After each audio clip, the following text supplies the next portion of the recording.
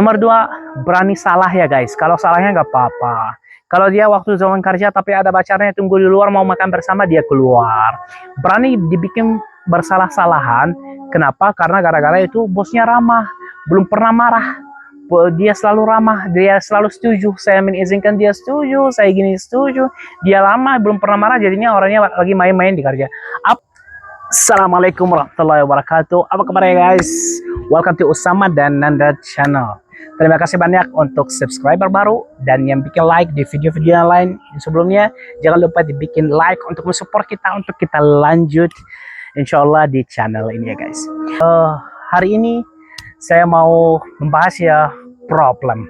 Apa itu problemnya? Kenapa karyawan atau pegawai selalu berasa sakit hati atau selalu berasa bos itu zolim, bos itu jahat gitu. Kenapa orangnya suka begitu? Hari ini saya tidak berbicara untuk para bos atau para karyawan, tapi dijelaskan semuanya ya guys. Guys, gitu. Kalau ada karyawan maksudnya itu tim, para karyawannya lagi meeting atau nongkrong atau apa-apa ya guys. Itu selalu berbicara untuk itu bosnya jahat, zolim, dan lain-lain. Juga ada selain-selainnya yang bahasa kasarnya juga. Itu kalau orangnya tidak beradab. Itu ya nomor satu ya. Kalau para bos ketemu atau nongkrong atau meeting lagi, selalu berbicara harus keras. Jangan ramah sama karyawan. Jangan maksudnya ramah sama karyawan, harus keras, harus gini, harus gini, harus gini, harus gini. Jadi kenapa orangnya itu berbicaranya beda ya? Padahal banyak bos juga pas mulai dari nol itu awalnya jadinya karyawan. Sebelum menjadi bos, awalnya pernah kerja, pernah karyawan, pernah pegawai, kecuali orang warisan. Orang warisan itu harus kita berbicara di video lain ya guys. Oke, baik. Kenapa ada situasi kayak gini? Situasi namanya perang dingin.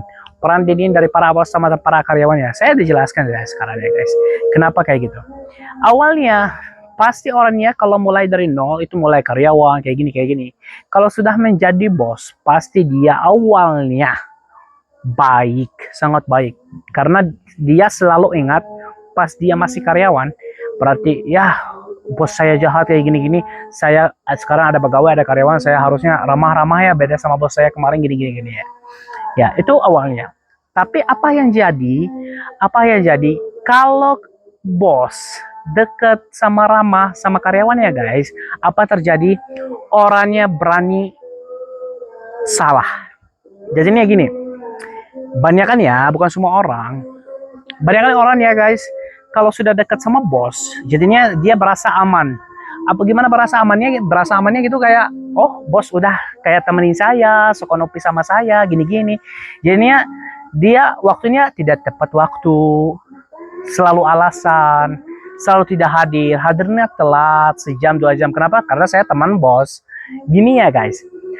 Itu mulai kayak gini. Bukan semua orang, tapi saya menjelaskan pikirannya datangnya dari mana, gimana gitu ya. Perang dingin itu para bos sama para karyawannya kenapa kayak gitu ya. Itu nomor satu. Nomor dua, berani salah ya guys. Kalau salahnya nggak apa-apa. Kalau dia waktu zaman kerja tapi ada pacarnya tunggu di luar mau makan bersama, dia keluar. Berani dibikin bersalah-salahan. Kenapa? Karena gara-gara itu bosnya ramah, belum pernah marah. Dia selalu ramah, dia selalu setuju. Saya mengizinkan dia setuju, saya gini setuju. Dia lama belum pernah marah, jadinya orangnya lagi main-main di kerja. Apa hasilnya? Hasilnya itu ya guys, itu bisnisnya turun. Kenapa? Karena tidak tidak tidak stabil gitu. Karena nggak ada sistemnya tidak benar, sistemnya tidak stabil gitu. Kayak contoh ya, pernah ada customer, orangnya nggak ada, orangnya lagi main, ada yang tidur, ada yang tidak fokus, ada yang main HP. Jadinya kayak gini, apa hasilnya? Hasilnya para bos gitu, kalau melihatnya bisnisnya ancur-ancur, pasti dia mencari solusi dari orang yang sukses. Jadi di sharing masalah dia sama orang yang sudah sukses dalam dunia bisnis. Apa penasihat pertama? Karena saya melihat kamu, nah, contoh ya, karena saya melihat kamu, kamu selalu dekat sama karyawan, kamu selalu ramah, kamu selalu kayak gini, kamu selalu setuju kasih izin-izinan, alas-alasan kamu setuju juga. Jadinya bisnis kamu hancur. Apalagi ini ya, itu bikin mungkin para yang bos yang dulunya ramah berubah. Kenapa berubah ya? Karena melihat bisnisnya lagi hancur. Jadinya dia berubah sampai mungkin kadang-kadang berubah jadinya bagus untuk bisnisnya lancar, tapi kadang-kadang dari cocok otak itu, dari ngobrol itu, karena dia tidak ada pengalaman dalam dunia bisnis, jadinya mungkin itu kelebihan, jahatnya kelebihan, kerasnya kelebihan, titik-titiknya kelebihan, jadinya maksudnya kayak orangnya telat 3 menit, 4 menit, dia marah kayak gini. Jadinya ekstra. Padahal orang yang sudah ada pengalaman, enggak usah gitu, gitu. Kalau 5 menit, tapi kalau 15 menit, ya saya baru marah ya, kenapa kamu telat 15 menit ya. Ya, tapi kalau 3 menit, 4 menit ya. Jadinya orangnya lebih sensitif gitu. Kita bisa berbicaranya sensitifnya. Gimana solusinya? Oke guys, menurut saya pernah kerja juga, saya sekarang ada orang kerja, gimana ya guys caranya? Caranya guys, waktu kerja harus kerja keras, dan sistem keras, dan estetik maksudnya 1, 2, 3, 4, ada rules gitu ya. Harus ada sistem, itu sistemnya kamu dekat, ramah, tidak ramah, itu sistemnya semuanya harus seperti mesin. Waktu kita santai, kita ketawa. Waktu kita santai, kita bisa ngobrol. Waktu kita santai, kita bisa ngopi. Jadinya orangnya berasa. Jadinya kerja sama tim. Harus kita kerja keras untuk tempat kita lancar dan sukses. Tapi waktu kita santai, kita bisa men-sharing sebagai teman, men-sharing sebagai family, men-sharing sebagai teamwork untuk mensukses tempat ini. Paham ya guys?